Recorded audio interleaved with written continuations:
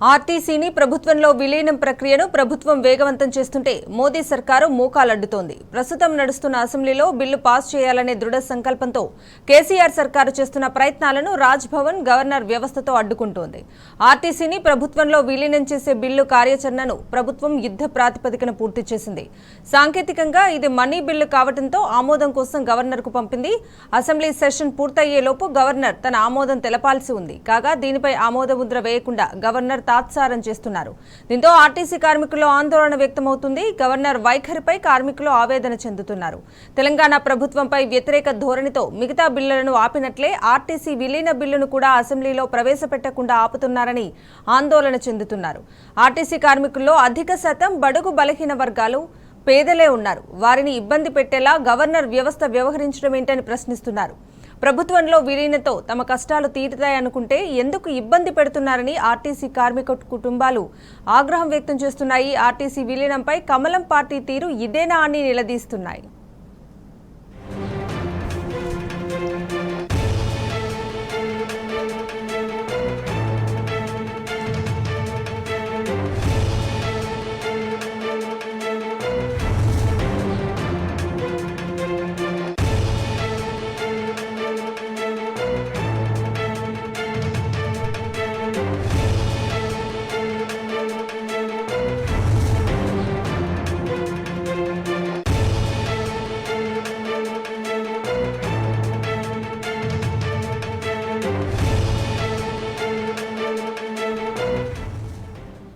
ప్రభుత్వంలో ఆర్టీసీ విలీనానికి సంబంధించి గవర్నర్ వైఖరిని నిరసిస్తూ ఆర్టీసీ కార్మికులు జంగ్ సైరన్ మోగించారు. ఉదయం 6 గంటల నుంచి రాష్ట్ర వ్యాప్తంగా బస్సులను నిలిపేశారు. ఎక్కడికక్కడ డిపోల వద్ద ధర్నాకు దిగారు. ధర్నా అనంతరం 11 గంటలకు రాజ్ భవన్ ను ముట్టడిస్తామని టీఎంఎల్యూ జనరల్ సెక్రటరీ థామస్ రెడ్డి హెచ్చరించారు. ఆర్టీసీ కార్మికులు ఉదయం 11 గంటల వరకు నెక్లెస్ రోడ్డుకు తరలి రావాలని పిలుపునిచ్చారు. ప్రభుత్వంలో ఆర్టీసీ విలీనానికి అడ్డుపడితే సహించేది లేదని ఆర్టీసీ కార్మికులు హెచ్చరిస్తున్నారు.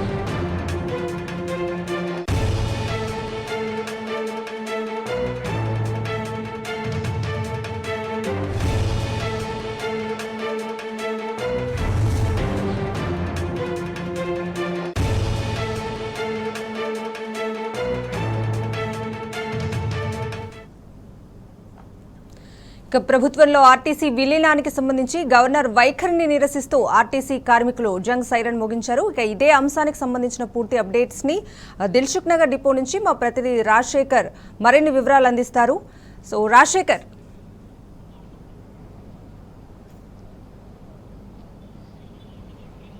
రాష్ట్ర ప్రభుత్వం ఆర్టీసీకి సంబంధించి ముఖ్యంగా కార్మికులను ప్రభుత్వంలో విలీనం చేయాలని నిర్ణయం తీసుకుంది. దీనికి సంబంధించి ఇప్పటికే రాష్ట్ర క్యాబినెట్ కూడా ఆమోదం తెలిపింది. ఈ నేపథ్యంలో గవర్నర్కి కన్సెంట్ ఇవ్వడానికి గత 2 రోజుల కింద కూడా గవర్నర్కి ఫైల్ పంపించడం జరిగింది. అయితే గవర్నర్ ఇప్పటి వరకు కూడా ఎలాంటి రిప్లై ఇవ్వడం పోవడంతో ఆర్టీసీ కార్మికులు గవర్నర్పై మండిపడుతున్న పరిస్థితి కనపడతా ఉంది. ఇవాళ రాష్ట్ర వ్యాప్తంగా ఉదయం 6 గంటల నుంచి 8 గంటల వరకు రాష్ట్ర వ్యాప్తంగా ఆర్టీసీ బస్సులు ఎక్కడికక్కడికి నిలుపుదల చేసి నిరసన వ్యక్తం చేస్తూ ఉన్న పరిస్థితి మనకు కనపడతా ఉంది. ప్రస్తుతం నేను దిల్సుఖ్నగర్ డిపో వద్ద ఉన్నాను. ఈ డిపో దగ్గర గేట్ దగ్గరనే ఉదయం పెద్ద ఎత్తున చేరుకున్న కార్మికులందరూ కూడా విధులకు హాజరు కాకుండా ఇక్కడ నిరసన వ్యక్తం చేస్తూ ఇక్కడ వెయిట్ చేస్తున్న పరిస్థితి కనపడతా ఉంది. ముఖ్యంగా గవర్నర్ వ్యవహార శైలిపై కూడా వీళ్ళందరూ కూడా మండిపడుతున్న పరిస్థితి కనపడతా ఉంది. దాదాపు ఉదయం ఎక్కడికక్కడ రాష్ట్ర వ్యాప్తంగా కూడా బస్సులు ఆగిపోయిన పరిస్థితి అయితే మనకు కనపడతా ఉంది. దీంతో చాలా మంది కార్మికులు గవర్నర్ వ్యవహార శైలిని తప్పుపడుతున్న పరిస్థితి కనపడుతుంది. వెంటనే గవర్నర్ కన్సెంట్ ఇవ్వాలంటూ కూడా వీళ్ళందరూ కూడా డిమాండ్ వ్యక్తం చేస్తూ నిరసన తెలుపుతున్న పరిస్థితి కనపడతా ఉంది. ఎక్కడికక్కడ కూడా బస్సులన్నీ కూడా నిలిచిపోయిన పరిస్థితి మనకు ప్రస్తుతం చూస్తూ ఉన్నాం. సో ఉదయం 6 గంటలకే 5:30-6 గంటల నుంచి బస్సులు నడుస్తుంటాయి. సాధారణంగా హైదరాబాద్లో కావచ్చు, జిల్లాల్లో కావచ్చు. కానీ వాళ్ళ ఎక్కడికక్కడ కూడా బస్సులు నిలుపుదల చేసి బస్సు డిపోల ముందు, గేట్ల ముందు నిరసన వ్యక్తం చేస్తున్న పరిస్థితి కనపడుతూ ఉంది. చాలా మంది ఇక్కడ ఉన్నారు, కార్మికులు ఉన్నారు. సో ప్రస్తుతం మనతో మాట్లాడడానికి కొంతమంది కార్మికులు ఉన్నారు. సో వాళ్ళతో మాట్లాడదాం. సో ఎందుకు నిరసన వ్యక్తం చేస్తున్నారు సార్?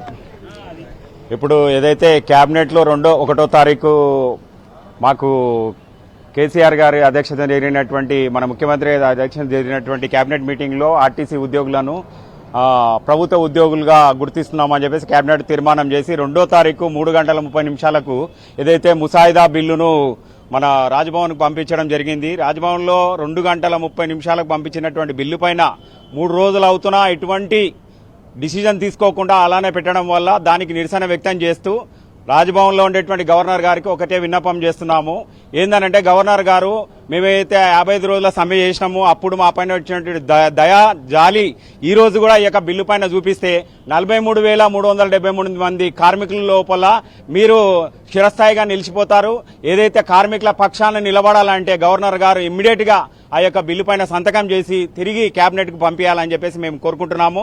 అదేవిధంగా ఏదైతే ఇప్పుడు 43,373 మంది ఒకవేళ యాక్సెప్ట్ చేయకపోతే మాత్రం చాలా మేము, ఎందుకనంటే మా చిరకాల వాంఛ ఆర్టీసీని ప్రభుత్వంలో విలీనం చేయాలని చెప్పి మేము 55 రోజుల సమ్మె చేసినప్పుడే మేము అడగడం జరిగింది.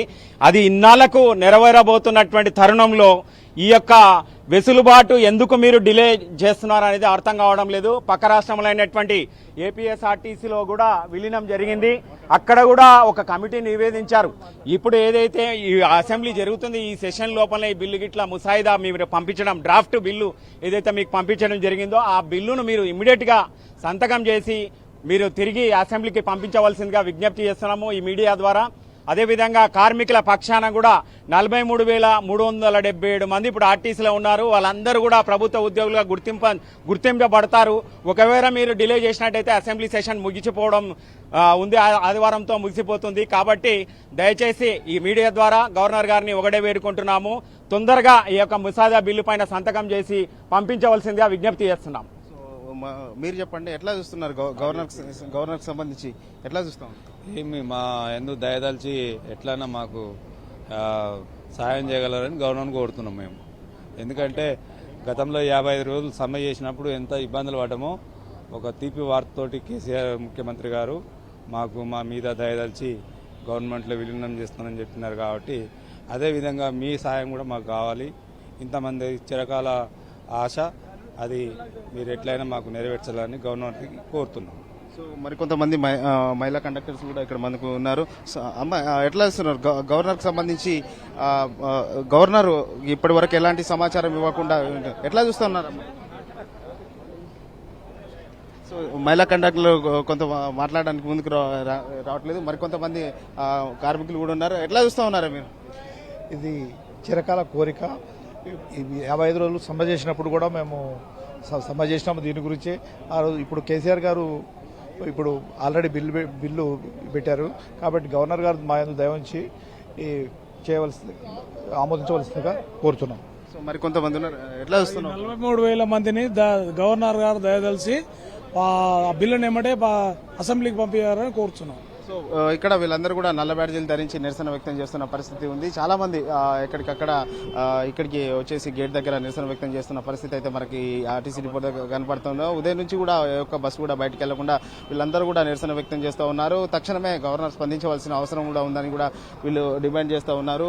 ముఖ్యంగా ప్రభుత్వం తీసుకున్న నిర్ణయాన్ని దాదాపు 42,000 పైగా ఉన్న కుటుంబాల్లో ఆనందం నింపుతుంది. ఈ సందర్భంగా గవర్నరు ఎందుకో ఇంత నిర్లక్ష్యంగా వ్యవహరిస్తున్నారని చెప్పేసి గతంలో గవర్నర్ ఆర్టీసీపై సౌతల్లి ప్రేమ చూపించిందని కూడా వీళ్ళందరూ కూడా మండిపడుతున్న పరిస్థితి అయితే మనకు ఇప్పుడు కనపడతా ఉంది. మొత్తం మీద అయితే దాదాపు రాష్ట్ర వ్యాప్తంగా ఎక్కడికక్కడ బస్సులన్నీ కూడా నిలిచిపోయిన పరిస్థితి అయితే మనకు కనపడతా ఉంది. రాత్రి బయలుదేరిన బస్సులు మాత్రమే కొన్ని హైదరాబాద్ చేరుకుంటున్న పరిస్థితి ఉంది. ఉదయం నుంచి ఏ ఒక్క బస్సు కూడా ఆర్టీసీ డిపో నుంచి బయటికి వెళ్ళని పరిస్థితి అయితే మనకు ఆర్టీసీ డిపోల వద్ద కనిపిస్తుంది. ఇదే పరిస్థితి దాదాపు రాష్ట్ర వ్యాప్తంగా కూడా అలాగే గ్రేటర్ హైదరాబాద్లో ఉన్న అన్ని ఆర్టీసీ డిపోల వద్ద కూడా మనకు ఈ పరిస్థితి అయితే మనకు కనపడతా ఉంది. పెద్ద ఎత్తున నిరసన వ్యక్తం చేస్తున్న పరిస్థితి అయితే ఇక్కడ మనం చూస్తూ ఉన్నాం. Kavitha. Right Rajasekhar, thank you.